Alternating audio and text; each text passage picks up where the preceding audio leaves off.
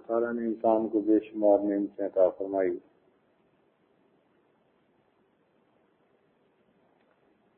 مگر ان کا احسان نہیں جتلایا۔ انسان کو جسم دیا، بینائی دی، سماعت دی، گویائی دی،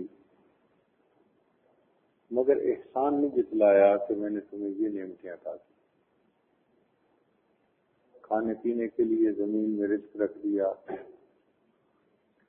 اس کے لیے آبشاریں بتائیں، مرغزاریں سجائیں، مگر احسان نہیں جتلایا کہ بندے میں نے تمہارے لیے یہ کیا۔ ایک نعمت ایسی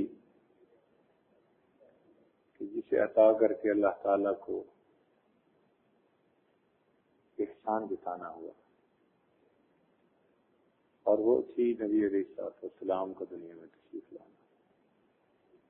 فرمایا لقد من اللہ علی المؤمنین، تحقیق اللہ تعالیٰ نے مومنین پر احسان فرمایا، اذ بعث فیہم رسولا، جب ان میں اس نے اپنے رسول کو بھیجا۔ تو نبی علیہ السلام کا دنیا میں تشریف لانا یہ اللہ رب العزت کا بہت بڑا احسان،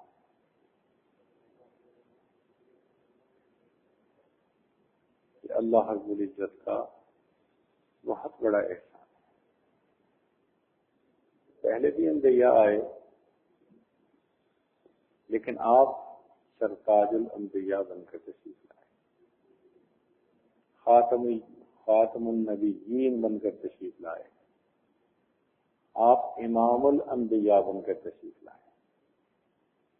فرق ایک یہ ہے کہ پہلے انبیاء آئے پہلے اور ان کے تذکرے بعد میں ہوئے۔ سمجھنے والی بات ہے کہ پہلے انبیاء آئے پہلے اور ان کے تذکرے بعد میں چلے، اور محبوب آئے بعد میں اور ان کے تذکرے پہلے چلے۔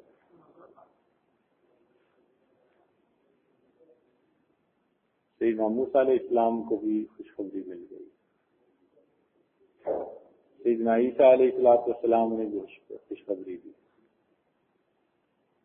رسولا من بعد اسمہ احمد، میرے بعد ایک رسول آئیں گے جن کا نام احمد ہوگا۔ وہ شان والے پیغمبر جن کو اللہ رب العزت نے اپنا محبوب کہا۔ حدیث پاک میں آتا ہے کہ نبی علیہ السلام کا حسن جمال ایسا تھا کہ جو آدمی ایک نظر ان کے چہرے انور پر ڈال لیتا تھا وہ اپنے دل کا سودا کر بیٹھتا تھا۔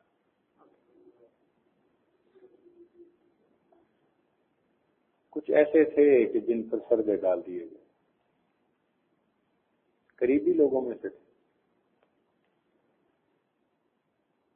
اور یہ یاد رکھے کہ بندے کی قدر اللہ تعالیٰ کے ہاں ایمان کی وجہ سے ہوتی ہے، اس کے رنگ کی وجہ سے، اس کی نسل کی وجہ سے، اس کی رشتہ داری کی وجہ سے اللہ کے ہاں قدر نہیں ہوتی۔